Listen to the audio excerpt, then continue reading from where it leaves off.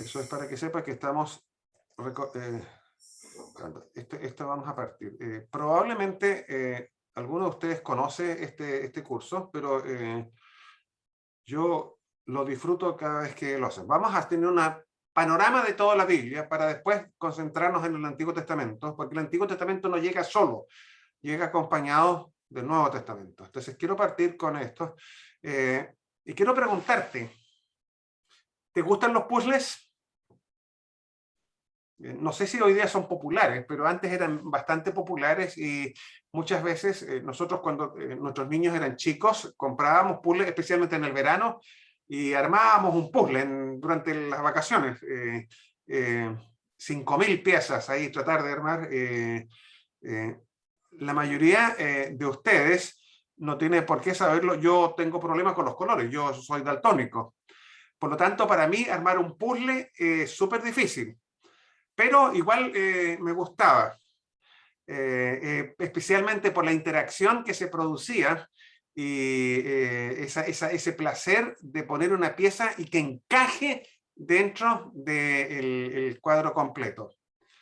¿Qué es lo que requieres cuando quieres armar un puzzle? Es decir, si tienes 5.000 piezas en una bolsa plástica o en una caja, y eso es todo lo que tienes, es muy, muy difícil armar un puzzle. Es casi imposible. Es decir, a lo más puedes armar el borde, pero darle sentido te va a demorar mucho, te demorarías mucho. Lo que requieres, es lo que todos los puzzles traen, es la foto del puzzle.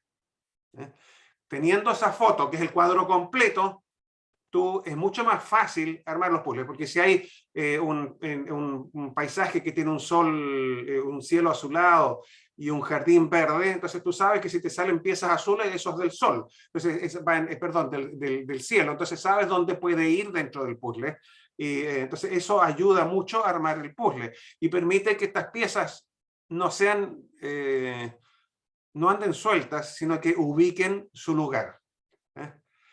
Lo que nosotros vamos a hacer acá, en este curso, es exactamente eso. Vamos a entregarte herramientas para que tú puedas poner las piezas en su lugar, teniendo el cuadro completo.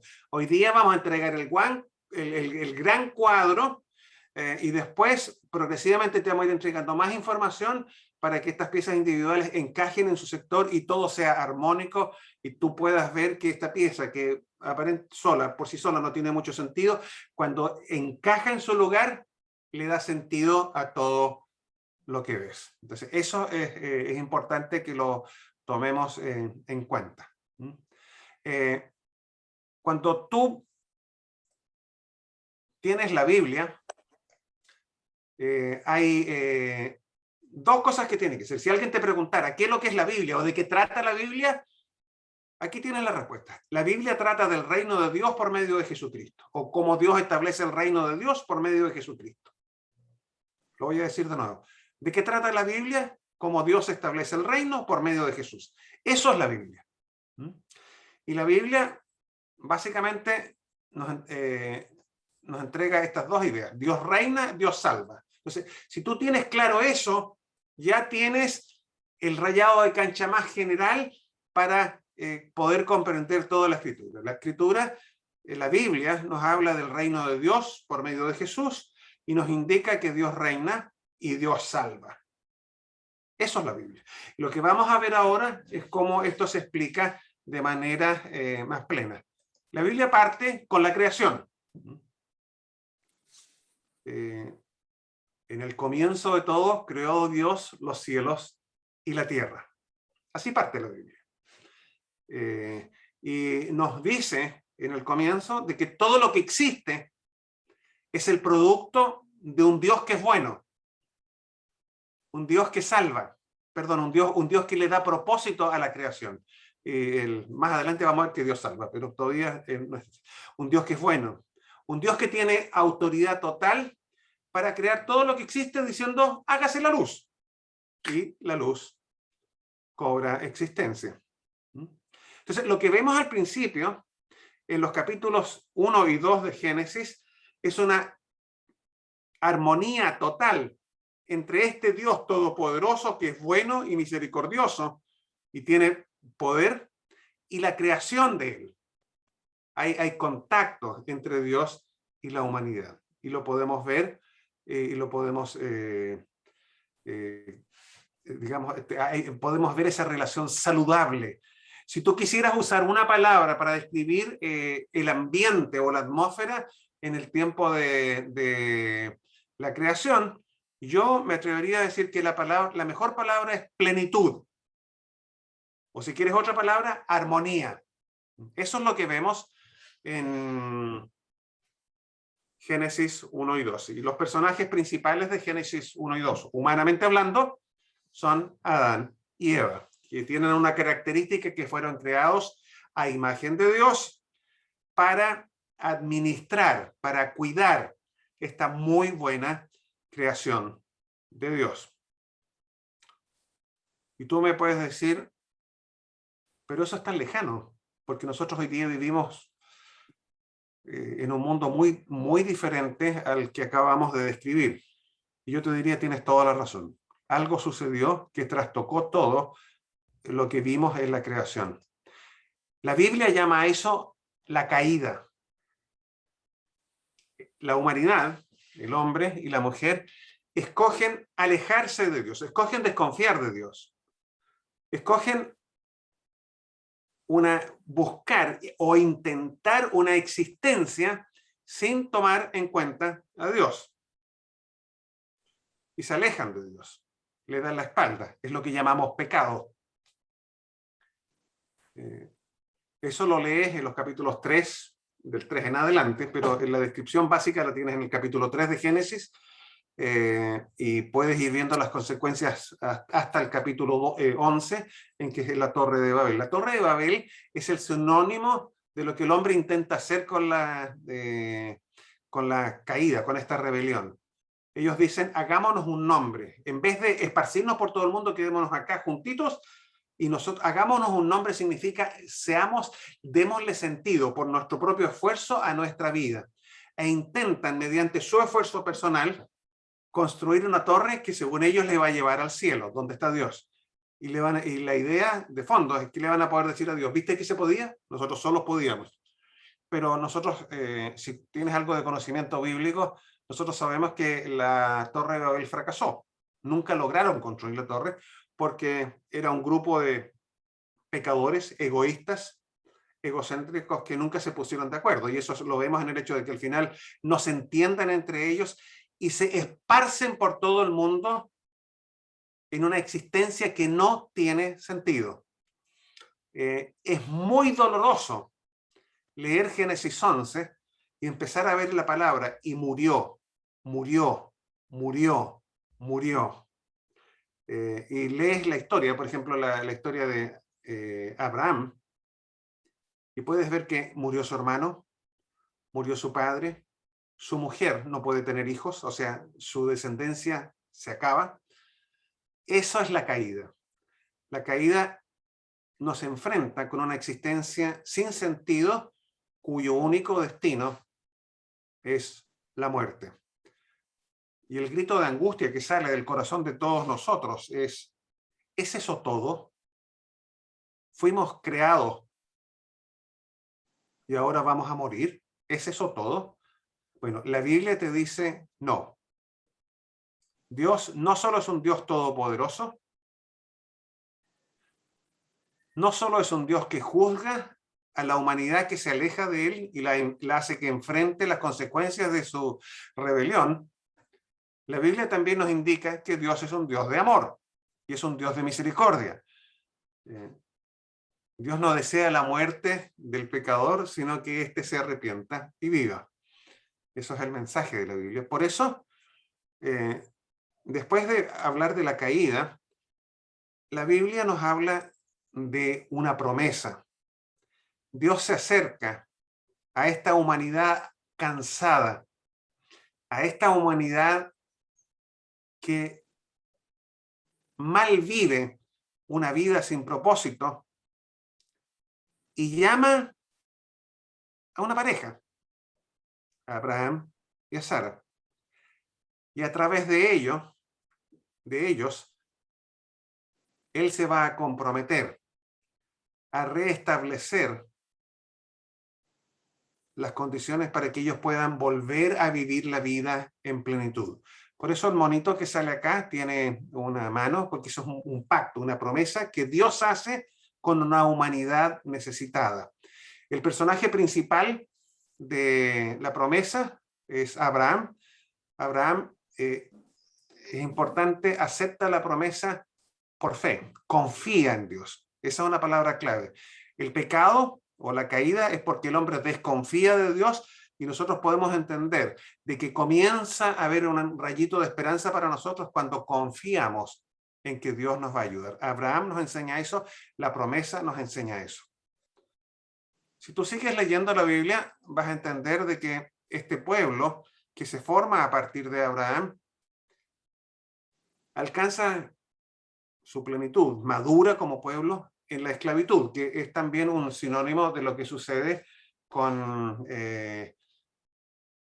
la humanidad lejos de Dios. Lejos de Dios estamos en la esclavitud, estamos oprimidos por algo que nos está destruyendo. Si tú lees el libro de Éxodo, en el libro de Éxodo el pueblo de Israel está corriendo el riesgo de desaparecer. Y Dios, nos dice el Éxodo, les rescata de esa esclavitud porque Él le hizo una promesa a su antepasado Abraham. Les va a sacar de la esclavitud para llevarles a un lugar donde ellos pueden vivir en libertad. El personaje principal de este Éxodo es Moisés. ¿Qué sucede con este pueblo que sale de la esclavitud? Este pueblo sale con un propósito, ir a la tierra prometida. Y no sé si ustedes se dan cuenta, aquí hay un arbolito, este es el mismo monito que vemos en creación, que lo vemos repetido acá. La idea es que Dios les va a entregar un lugar, que es la tierra de Dios, donde ellos van a poder vivir en el lugar donde fluye la leche y la miel. O sea, en el lugar donde Dios va a cuidar de ellos y les va a permitir a ellos restablecer su relación con Él. ¿Con quiénes hace esto? Con personas que eran esclavos, con personas que estaban muriendo. Dios tiene misericordia y les otorga una tierra prometida. Seguimos avanzando en la Biblia, y este pueblo que estaba en la esclavitud no conocían a Dios. Habían pasado 400 años de esclavos y ni siquiera conocían el nombre. Entonces Dios se da a conocer y les explica quién es Él. Y les explica que la relación con Dios se vive dentro de un contexto. El contexto lo da la ley. Por ejemplo, Dios no roba, no mata, no miente. Por lo tanto, Él espera que su pueblo, al cual Él rescató, en la tierra que es de Dios, que Él les da, ellos tampoco roben, ni matan, ni mientan. Dios es misericordioso y Él espera que su pueblo sea misericordioso. ¿Dónde aprenden todo esto el pueblo? En la ley. Entonces, antes de que lleguen a la tierra prometida, Dios les capacita, les permite conocer el carácter de Dios, y eso les permite conocerse a ellos para que puedan vivir informadamente en la tierra que Dios les va a dar. No solo eso, sino que Dios también provee personas, reyes, que les van a cuidar y se van a asegurar. La responsabilidad de los reyes es asegurarse de que el pueblo de Dios sea el pueblo de Dios en la tierra de Dios. La función del rey no es explotar a su pueblo. La función del rey, según Dios, es servir a su pueblo.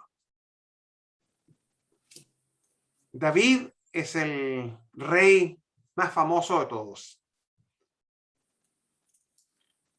Desgraciadamente, si tú sigues leyendo la cronología de la Biblia, el pueblo no vivió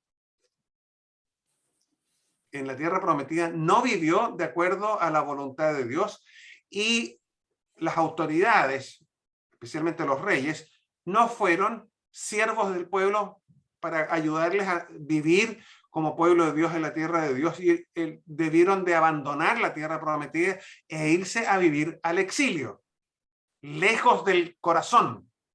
Entonces, ahí, lejos del corazón de Dios, lejos de la tierra de Dios. También hubo personas que constantemente recordaban al pueblo de las promesas de Dios y los exhortaban a volver a confiar en Dios. Tenían este mensaje que está basado en la promesa, por eso estas manitos que reflejan la promesa que tenemos acá. Esa es la función del profeta. El profeta es una persona que le habla al pueblo de parte de Dios y los exhorta a vivir como el pueblo de Dios en la tierra de Dios, bajo la autoridad de Dios. Acabo de escribir, yo creo que pasé, no sé, 15 minutos, no creo que haya pasado más tiempo que eso. Acabo de describir todo el Antiguo Testamento. Entonces, esto nos prepara ahora para lo que nosotros consideramos esencial, porque esas son las bases. Entonces, ahora vamos a ver el cumplimiento. El cumplimiento es Jesús. Todo el Antiguo Testamento existe para que tú conozcas a Dios, y conociendo a Dios vas a poder comprender quién es Jesús, porque Jesús es la manera en que Dios te rescata a ti y a mí de tu propia caída, de tu propia esclavitud, para llevarte al lugar donde vas a poder experimentar la plenitud. Si no tienes todas las bases, no logras entender quién es Jesús. Por ejemplo, Jesús dice que es el Mesías. Bueno, solo entendiendo el Antiguo Testamento vas a poder entender lo que significa lo que es el ser Mesías. Voy a pedir que apaguen los micrófonos porque hay alguien que tiene el micrófono prendido por ahí. Estoy escuchándolo. Ahí está. Perfecto, gracias. Entonces, si tú entiendes todo el Antiguo Testamento, por ejemplo, vas a saber que Jesús es el hijo de David. Entonces, Jesús es el rey que viene a servir a su pueblo para asegurarse que su pueblo viva en plena comunión con Dios. Entonces, el Antiguo Testamento nos muestra a través de David que va a haber un rey que va a cuidar a su pueblo, va a servir a su pueblo para que su pueblo viva en comunión con Dios en la tierra de Dios. Entonces, Jesús es ese rey. Y los profetas todos apuntan a esta gran figura. Y Jesús es el resumen de la ley también. Entonces nosotros podemos ver que en Jesús se cumple todo lo que vemos en el Antiguo Testamento. Sigamos avanzando con Jesús.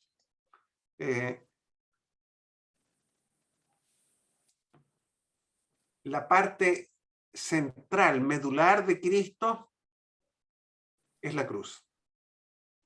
Cristo vino como rey, como Señor,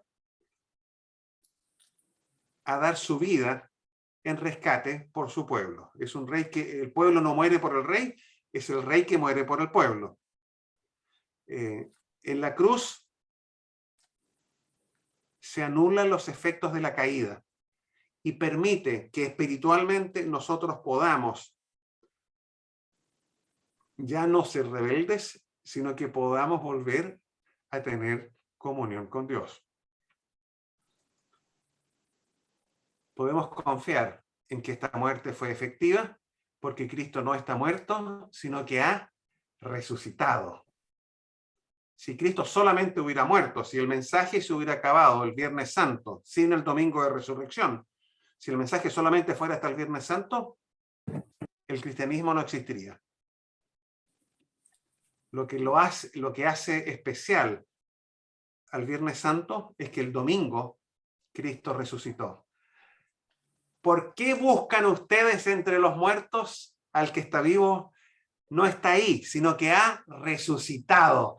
Ese es el gran mensaje, porque la resurrección de Cristo significa que el costo o aquello que te separaba de Dios ha sido pagado, ha sido cancelado. El castigo que tú merecías como rebelde lo pagó alguien, no tú, lo pagó tu Señor, tu Rey, Cristo. El castigo era tu vida. Cristo dio su vida para que tú tuvieras vida.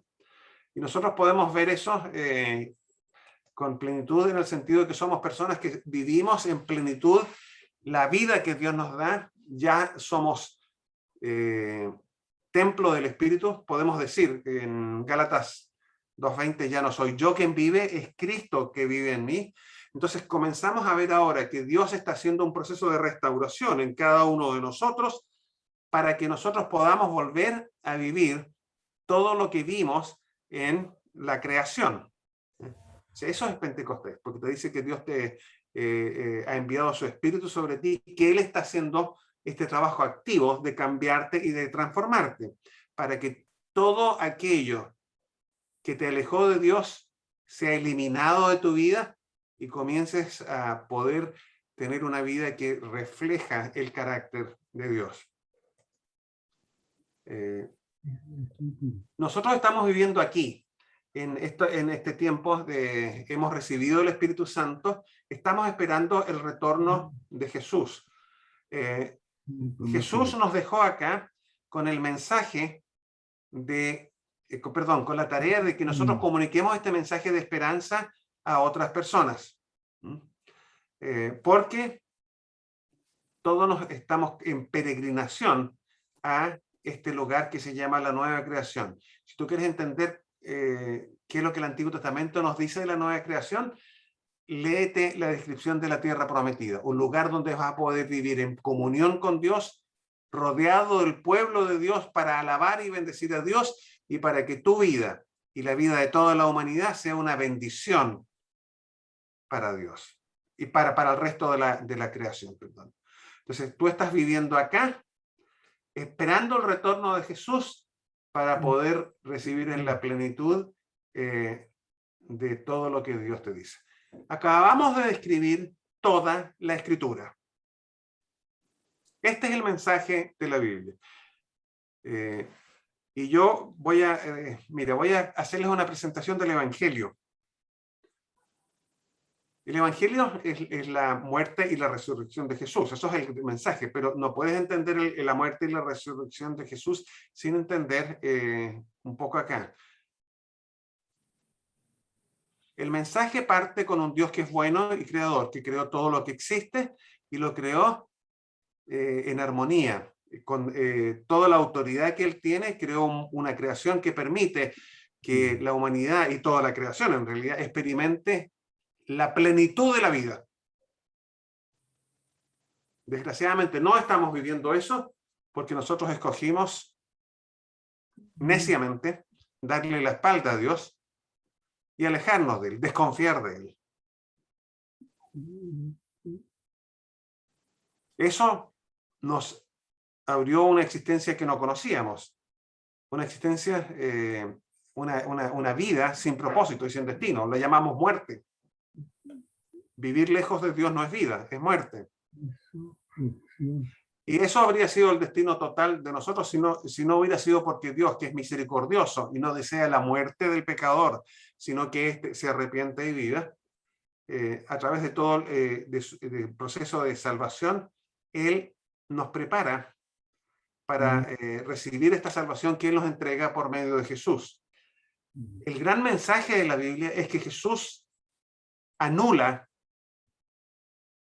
los efectos de la caída, porque Él paga por tu rebelión.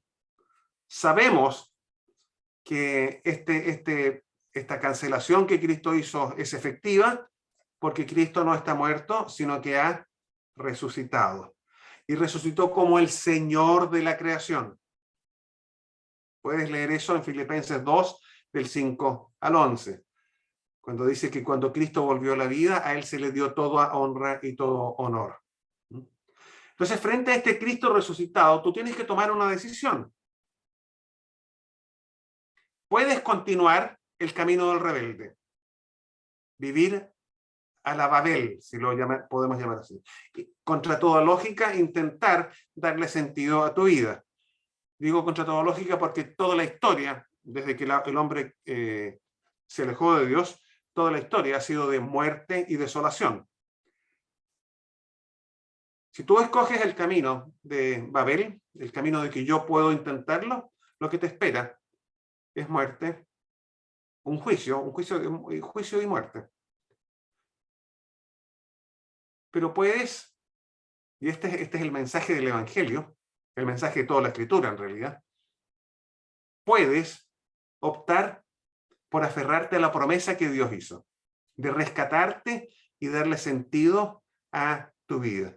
Y puedes considerar a Cristo como tu Señor. Por eso acá tenemos una corona.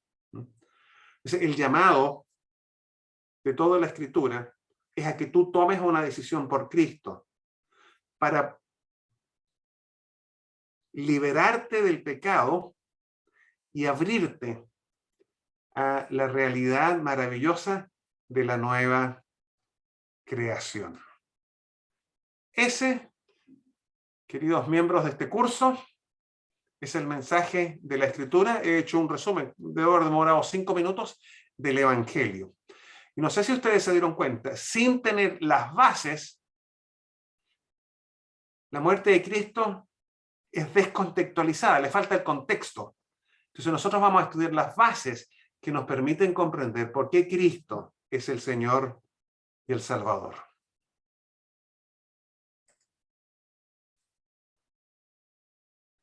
Me demoré, creo que en total, en esta presentación, unos